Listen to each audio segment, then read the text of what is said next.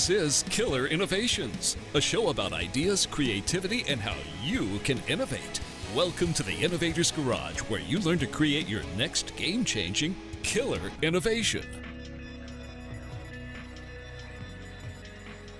Welcome to the show this week. I am actually sitting in New York City. I am recording this from the Marriott Marquis here in Times Square. 1 week every year I am in New York. Usually it's in the end of September. This happens to be in October. And it's a 4-day event here in New York City at the Marriott Marquis, talking about everything from technologies to innovations to new things going on. Usually I host a breakfast for the listeners. This year, with everything going on, it just kind of got away from me. So unfortunately, I was not able to host the breakfast again this year for the listeners, but I will try to do better next time. What I want to talk about today is yesterday I gave a talk. The audience, a lot of it was congressional staffers. So these are the people who work for the congressmen and the senators, representatives and the senators up on Capitol Hill in D.C. And this was, maybe 40 of them, and then there was probably another 40 people in the room. So it was a pretty small, intimate group. I'm not going to quote specifically what happened because it's agreed that it would be off the record, so I'm not going to get into the details of what they asked.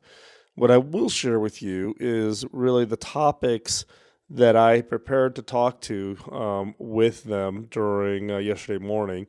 Nothing in that is confidential. And in fact, if you're a regular listener of the show, you've heard me talk about these things in the past. So I just thought they were interesting. They kind of came with a list of things that the audience wanted to hear. So I prepared some slides. I actually showed one of the near future videos, the vision videos that I do. To help convey kind of what is coming. But let me just jump in. There were basically 3 key topics that they were interested in. And there was an underlying topic, one being around innovation. And what are those innovations that are coming that are going to have the biggest impact on our lives, our children's lives, our grandkids' lives going forward? And that was kind of the underlying theme. So I talked a little bit about what those innovations are. The second topic that I talked about specifically was around education. And what is it we need to do in the education sphere to prepare our kids and our grandkids, et cetera, to be well-skilled, well-equipped for the jobs of the future. And then the third one was around healthcare. What is going on with innovations specifically applied in the healthcare world, given everything going on with regards to health insurance, aging population, etc. So again, the 3 topics, they didn't, they were a little bit more organized yesterday in the speech, but I wanted to share just these 3 highlights around technologies and innovations that are going to have the biggest impact. People tend to always want to hear about what's new, what's coming up, have you heard about X, those kinds of things. Then talk about education, and then we'll talk about healthcare. And that's what we're going to talk about today, is I'm going to run through all 3 of these. And again, this is just me by myself, sitting here in the lovely Marriott Marquis in New York City. But I thought I'd share with you, again, the thoughts that came from this speech that I made yesterday. So let's jump right in. So what are the innovations that I think are going to have the biggest impact on our lives, our children's lives, our grandkids' lives, etc.? Well, you really can't address that topic without talking about artificial intelligence. Now, I've talked about this not too long ago in a past show. I'm not going to harp on the same things that I brought up at that time. I mean, the question I get is do I agree with Elon Musk and Elon's doom and gloom? AI is going to ruin our lives. We're going to have a Terminator, Skynet type situation that's going to wipe out the world. And I'm not a believer in the doom and gloom piece. I think my view of the artificial intelligence sphere is that you may not realize it, but it's already impacting your life today. The role and the use of things like machine learning is growing at such a rate and applied to so many things that you, again, may not even be aware of. Everything that you touch and interact with, every piece of social media, whether it's Twitter, Facebook, LinkedIn, Instagram, YouTube, Snapchat, all are deploying AI technologies so they can extract out of that as much of your behavioristics as possible, because that allows them to provide a better experience, better targeted advertising, etc. So, albeit people tend to think about AI as being something that's coming, it's not coming, it's here, particularly with relation to machine learning. This does open up, though, a big can of worms, and that is around ethical artificial intelligence. What is the role of an ethical AI versus just AI?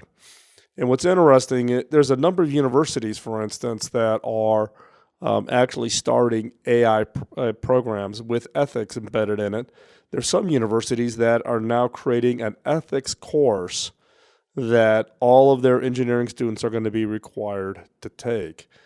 If you hop on over to philmckinney.com to my blog, or you go back through the show archive, you'll come across shows where I talk specifically about ethics, ethical innovation, and actually I'm working on a much bigger piece around this, both for the blog and for the radio show, with regards to what is really the whole issue behind the ethics and ethical leadership and ethical technologies and ethical innovations and things like ethical artificial intelligence.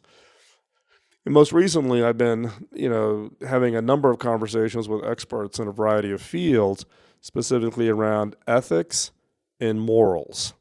What's the difference, and what are each of their roles, and how we make a decision of right versus wrong? And just because something can be innovated doesn't mean that it should be innovated.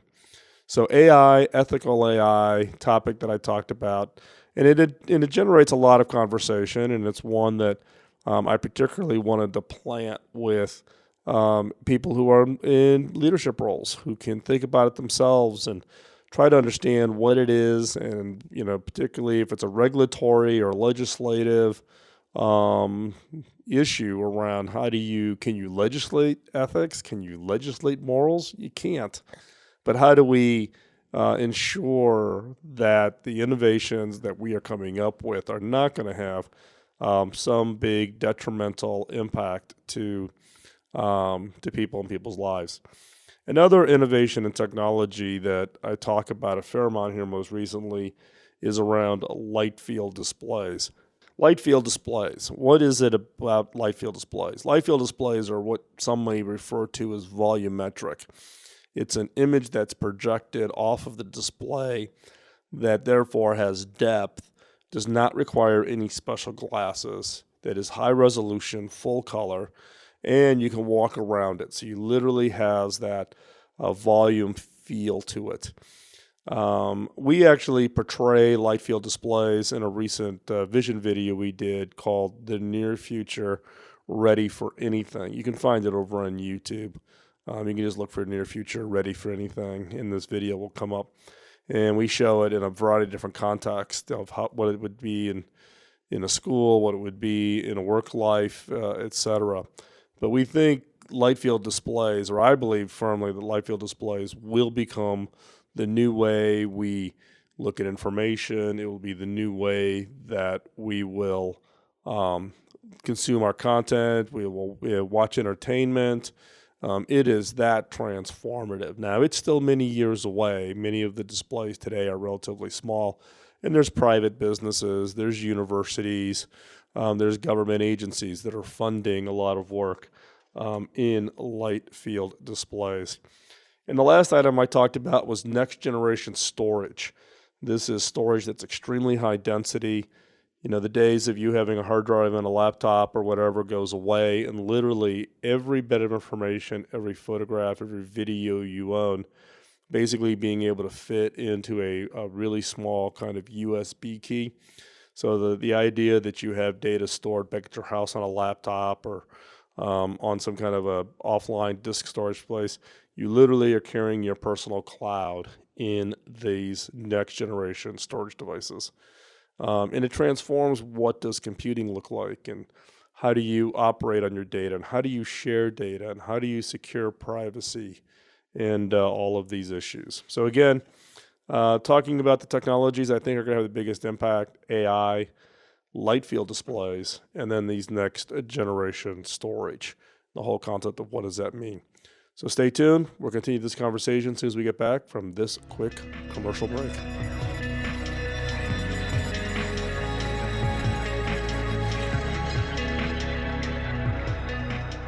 Welcome back. We're continuing our conversation with regards to the talk that I gave yesterday here in New York City, talking about everything from technologies that I think are going to have the biggest impact to education to healthcare.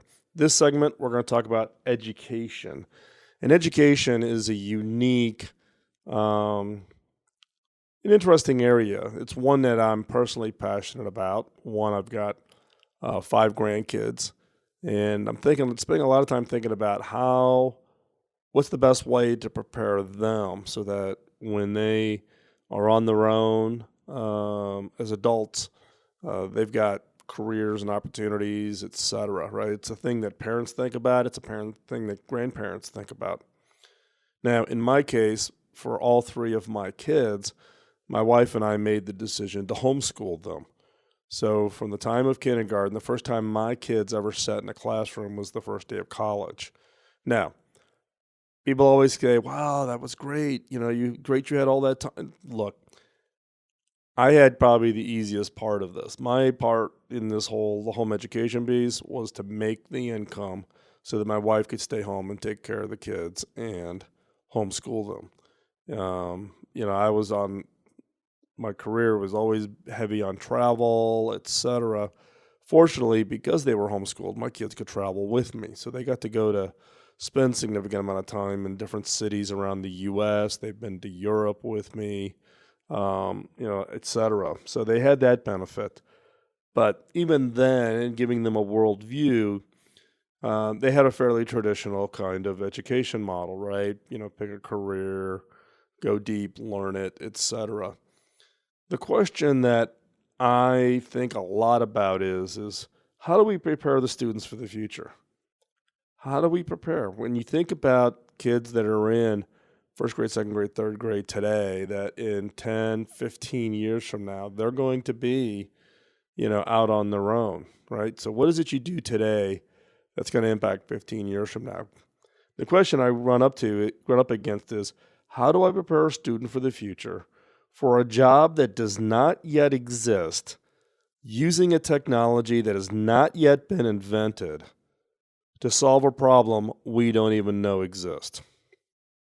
Think about that for a second. How do you prepare a student for 15 years from now for a job that doesn't yet exist, using a technology that has not yet been invented to solve a problem we don't even know exists? And think about it. It impacts what's the job of that future, what's the technology of that future, and what kind of problems are they going to have to solve? Now, in past shows, I've talked a little bit about maybe some ideas around different new kinds of job titles that may come up in the next 5, 10, or 15 years. But fundamentally, I believe that the educational model needs to change. It's no longer about memorization. It's no longer about facts and memorizing a formula and those types of things. It's no longer about, at least in my opinion, locking into a single career or even industry area, because I think the workforce of the future, the jobs of the future, are going to be fairly fluid. I think one of the things that has attributed to my success, my career success, is literally the number of industries that I have been involved in. I started off in computer-based training in a division of Print Publishing. I went to Silicon Valley, again, still working in computer-based training. Then I did stand-up training. Then I did software. I was doing software products. Then I did contracted R&D. Then I did security. I was in the biometric security field. Then I was in supercomputing area. Then I went into telecom systems, back office systems. Then I went to telecom consult. So I mean, I kind of moved all over the place. Some of you may think, oh my God, he's bouncing all over the place. He couldn't settle in. Actually, I think it was one of those attributes because I could bring and stitch together random things from across these industries to help other industries. It's like we teach in the Innovation Bootcamp, thinking about what industry is analogous to yours that you can learn from. And having that experience and working in a bunch of different industries as part of my process of getting my education, quote, education, was having all those experiences and connecting all those dots that I think had a huge impact in my career. So if you had to think about it, how would you prepare a student for the future for a job that doesn't yet exist, using a technology that hasn't not yet been invented to solve a problem we don't even know exists? It's not about skills. It's not about memorization. You don't know what the job is. You don't know what the technology is going to be. You don't know the problem. So how do you prepare them? It's around critical thinking skills. How to think creatively, how to collaborate, how to investigate, how to maintain natural curiosity. All of these elements have to come together, and that's what's going to drive education success. So this focus on the traditional memorization, et cetera, is not applicable. Look, I can go and I can do a Google search. I don't have to remember my calculus or my differential equations, work from college, because I can go quickly Google it. I can probably find a YouTube video to kind of refresh my memory, and off you go. I'm big into online training. I'm a fan of Masterclass. If you're not familiar with it, check it up online. But I also got Creative Live. We got Udemy. We've got all these abilities to learn skills that we didn't learn, right, when I need to learn them or they're part of my natural curiosity. So from that standpoint, critical thinking skills are really going to be the thing that we need to teach. We need to encourage curiosity. We need to encourage creativity. It's not about memorizing a formula and knowing, the core curriculum or any of those types of things. Some of those are important. I get it.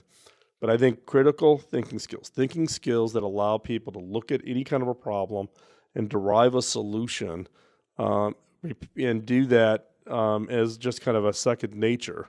I think that becomes really part of, the absolute critical skill set that all students need to have in order to be successful in this changing world. So again, think about that just for a second. How would you prepare a student for the future, for a job that doesn't yet exist, using a technology not yet invented to solve a problem we don't even know exists?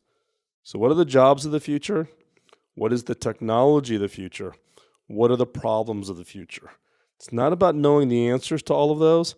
It's about thinking about each one of those critically and then being able to use your thinking skills, your creativity, and your curiosity to go find those solutions for the future. With that, we'll be right back after this quick break.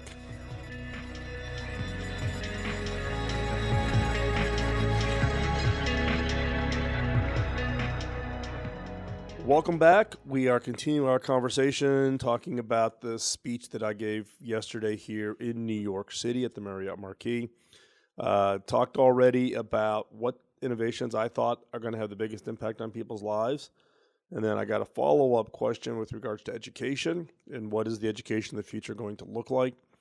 And then the third question was around healthcare. Now, healthcare is not one I normally get a lot of questions about, but given the audience and their interest, particularly with staffers for congressmen and senators in the room, plus industry people in the room, it became an interesting side conversation. I got this as a follow-on after my talk, because What you find about healthcare is it tends to be something that is a very personal innovation.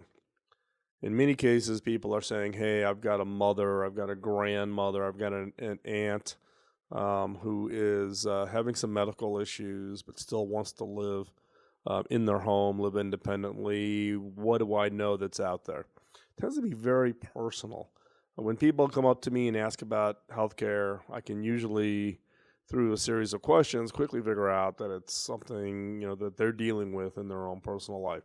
So why is this such a hot topic right now? One is aging population, not just here in the U.S., but you can also look at Japan, you can look at France, where the aging of the population, people over the age of 70, is growing at such a rate. And because of low birth rates, there aren't the younger generations who, one, are normally feeding the economy, and then two, who aren't around to provide any kind of care services. The other fact is that there's just a lack of facilities. In fact, here in the United States, the aging of the population is quickly outstripping any form of assisted living facilities that are out there. There are more people who want to get into an assisted living facility than there are facilities. And this is going to become a bigger issue. It's not getting any less. It's going to be a big issue. And what are the options that people have? And then there's also just the limited resources. The old traditional, the kids, the grandkids move back in to help take care of you. Those are still around, but the traditional hiring of caregivers, hard to do. We dealt with this with my parents who had both severe medical issues. My wife ended up giving up her nursing career to stay home to take care of my parents until they both passed on. We were extremely fortunate that my wife was able and willing to do that, to sacrifice her career to take care of my parents for over 5 years before they passed on with severe medical issues. But for a lot of families, particularly with low birth rates, are there kids around? Some people have made choices not to have children. What are they to do? If there's no facilities and you don't have family around to help take care of you as you age, what are your options? So one of the things that I been thinking a fair amount about for the last, 3 to 4 years is around what I refer to as aging in place. How do you help somebody live a fulfilling, independent life as they age? So they do not have to move out of their house. They can stay in the house that, quote, is their home, maybe where they raise their kids or the house that they've always just had, right? And they want to stay where they're at. So what are those technologies that are available to help them have that independent life and live wherever it is they want to live? And they kind of fall into a couple of different areas. One is remote monitoring. Probably 5-6 years ago, one of the things we were dealing with was my grandmother in Cincinnati. How do we ensure that she's taken care of? She did not want to leave the house she was in. She lived in the house, for something like 60 years in the exact same house. But we wanted to enable some kind of remote monitoring. Did she get out of bed this morning? Has she taken her medicine? Has she not tripped or fallen? Is she moving around normally, or could we detect that there's some change in her energy level or whatever?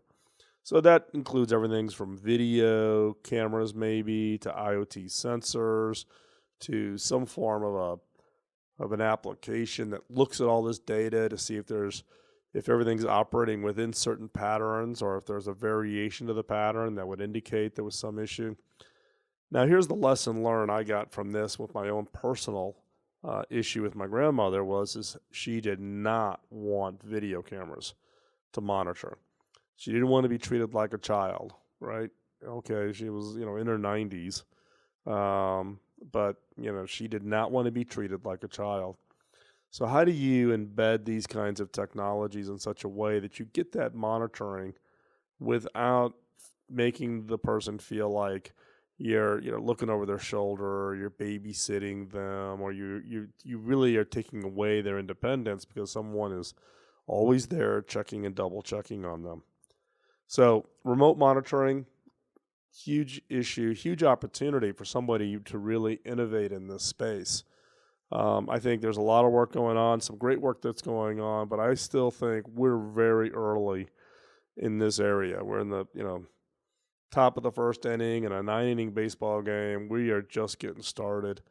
I think there needs to be more intelligence embedded into the monitoring rather than just data collection. The second area for this whole area around innovation, assisted living, how do you bring innovation to it, is around communications. Nobody wants to be in isolation. My grandmother was never one to reach out and call any of us because she, quote, didn't want to be a burden. She didn't want to be that part of the family that everybody tried to avoid the phone calls because, everybody's lives are busy and yep, so-and-so's calling one more time. But at the same time, when you called her, she was absolutely thrilled that you called. But then odds are she didn't have her hearing aids in, which means the conversation was always, extremely difficult.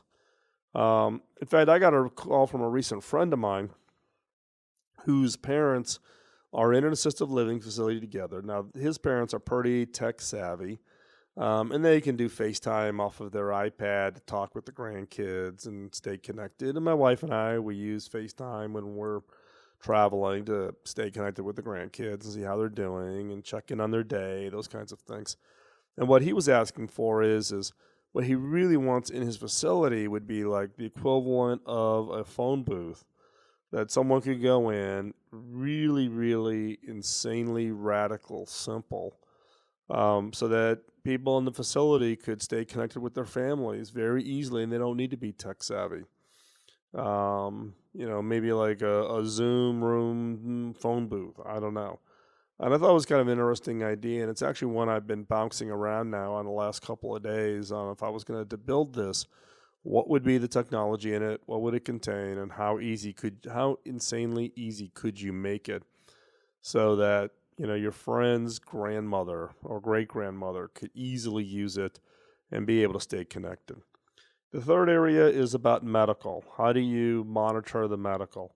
If someone gets sent home post a surgery, how do you make sure the blood pressure and oxygenation level and all, someone's taking the right number of pills they need to be taking in order to be compliant with what the doctor has ordered, right? So how do you embed all of that kind of capability and monitoring? And there's all kinds of systems wrapped around this, but here's a situation where the technology far outstrips government's ability to create laws and rules, right? So, for instance, an e-prescription, if you wanted to change, let's say, the rate of an IV, you can send an e-subscription to the device, but to activate it, it requires a nurse to get in the car, drive to the house, walk into the house, and hit a button. So there's an example of innovation where it could transform people's lives, but the technology is outpacing the ability for laws and regulations to be able to support it. So that's the challenge. So hopefully you found this interesting. Again, we talked about the innovations I think are going to have the biggest impact. We talked about education and how do you prepare students today to be the innovators of the future. And then third, specifically around healthcare, what are those innovations in the healthcare space that could have the biggest impact? So don't go anywhere. When we come back from this quick commercial break, we will have a new episode of 5 Minutes to New Ideas, where we will present a question that hopefully triggers you to go off and think of new ideas, new products, and new services. So don't go anywhere. We're going to be right back after this quick commercial break.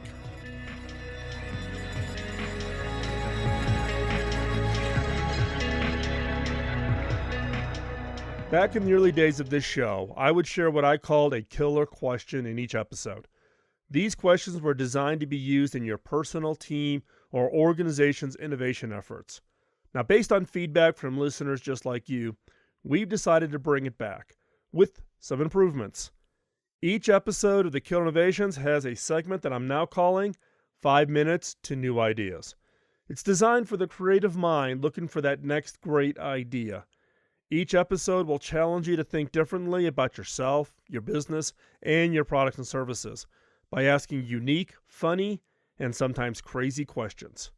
These questions are designed to force you to look beyond the obvious and to uncover ideas and opportunities you never before considered. So, get out your notebook and be ready to uncover that game-changing idea. Here is 5 Minutes to New Ideas.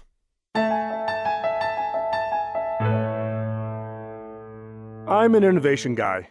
It may not say so on my business card, but that's what I do. I encourage people, whether inside my own organization or in my meetings with organizations around the world, to accept the fact that their products are going to have to change. No matter how popular and successful your work is, things change. Things will always change. The economy shifts, your customers' needs evolve, technologies become redundant, and entirely new innovations are invented. All organizations need to be prepared for the inevitable evolutions in your business and your product if you're going to succeed. Amazon has been brilliant at refining what they do and how they do it to reflect the changing criteria of who they are doing it for. This kind of flexibility is to be expected in the formative, pliable, early years of a business or industry, what some may call pivoting. What's impressive, though, is that Amazon has retained that spirit even as they've solidified their dominance in an ever-growing list of services and products they have brought to the market. The first phase of Amazon era addressed readers' criteria and the hassles in the mid-90s.